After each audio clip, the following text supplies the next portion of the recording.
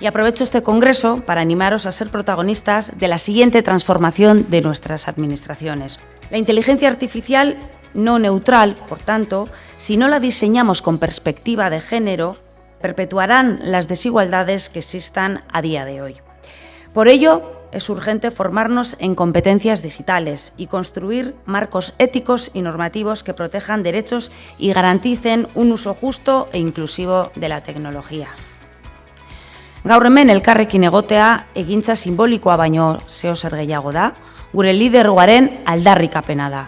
Lidergori beti ikusgai ez badago ere, ondo idatzitako plegu bakoitzean edo bidezko prozedura bakoitzean agertu egiten da.